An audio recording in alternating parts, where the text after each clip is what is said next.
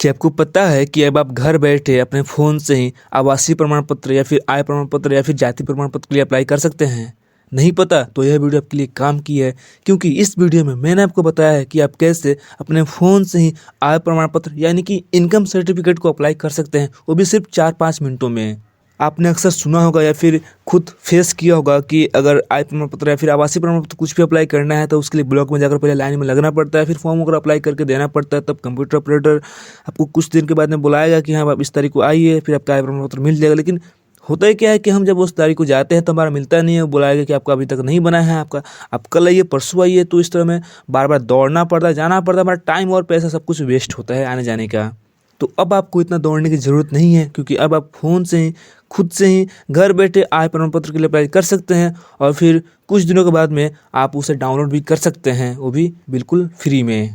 तो कैसे हैं आप लोग? मेरा नाम है एमडी मुस्तफ़ा, आप देख रहे हैं कागज़ पत्र ऑनलाइन हिंदी में। तो चलिए शुरू करते हैं। सबसे पहले गूगल सर्च पर में जाकर टाइप कीजिए RTPS 2 बिहार और फिर इसे सर्च कीजिए। आपके सामने जो सबसे पहला लिंक आ रहा है, आपको इस लिंक पर क्लिक करना है। चूँकि यह बिहार सरकार की ऑफिशियल वेबसाइट है, तो यहाँ से आप आकर लोक सेवाओं का अधिकार हो गया या फिर RTPS सेवाओं का अधिकार हो गया, आप उसे ले सकते हैं एकदम बिल्कुल फ्री में। इसके लिए कोई पैसे नहीं देने पड़ता है, ठीक है।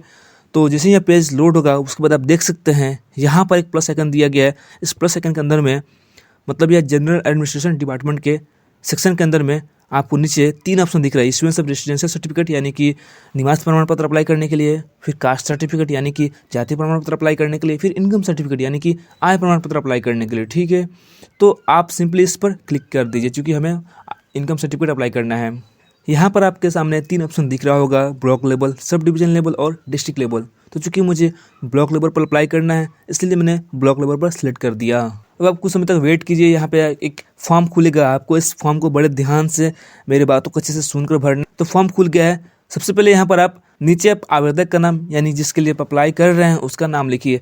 ध्यान रखिए यहाँ पर आपको इंग्लिश में नाम लिखना है और फिर स्पेस पर दबाना ताकि उसका नाम हिंदी में ऑटोमेटिक कन्वर्ट हो जाए दाहिने साइड में, ठीक है। तो मैंने नाम यहाँ पर लिख दिया, आप देख सकते हैं यहाँ पर। उसी तरह आप पिता का नाम लिखिए और माँ का नाम लिखिए। यहाँ पर आप आवेदक का मोबाइल संख्या दर्ज कीजिए। यहाँ पर ईमेल आईडी दे दीजिए। चूँकि जैसे ही आपका आय प्रमाण पत्र बनकर तैयार होता है तो इस ईमेल पर या फिर इस मोबाइल नंबर पर मैसेज जाएगा, जहाँ पे एक लिंक रहता है। आप उस लिंक को क्लिक करके सीधे डाउनलोड कर सकते हैं। तो यह ज़रूरी है आपके लिए। उसके बाद आप अपना राज्य सेलेक्ट कीजिए। चूँकि ये बिहार है तो बिहार ही सेलेक्ट होगा।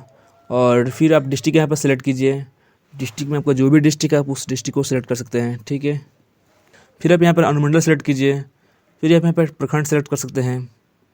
फिर यहाँ पे आप अस्थायी निकाय का प्रकार सेलेक्ट कर लीजिए, ग्राम पंचायत हो या फिर नगर निगम जो भी है आपका। फिर आप यहाँ पे वार्ड नंबर को एंटर कीजिए। फिर आप यहाँ पर ग्राम, मोहल्ला, टाउन जो भी आपका है उसको आप दर्ज कर सकते हैं। फिर आप यहाँ पर डाकघर को एंटर कीजिए। फिर आप यहाँ पर थाना, आपका जो भी थाना पड़ता है उसको सेलेक्ट कीजिए। फिर आप यहाँ पर अपना पिन कोड को टाइप कीजिए और आपको अब यहाँ पर फ़ोटो अपलोड करना है, ठीक है, सब कुछ भरने के बाद में। अगर फ़ोटो नहीं है आवेदक का तो आप सिंपली इस कैमरा आइकन पर क्लिक करिएगा, तो आपका जो कैमरा है वो खुल जाएगा और वहाँ से आप फ़ोटो क्लिक कर सकते हैं। उसके बाद आप नीचे आइएगा तो यहाँ से आपको पेशा सेलेक्ट करना है। आपका जो भी पेशा है, छात्र हैं, निजी सेवा, व्यापार, किसान जो भी हैं, आप उसको सेलेक्ट कर सकते हैं, ठीक है। उसके बाद आपको यहाँ पर अपनी आय भरना है कि आप सरकारी सेवा से आय कितना कमाते हैं। फिर यहाँ से आपको कृषि सेवा से कितना आय है। फिर आप यहाँ से व्यावसायिक आय कितना है आपका।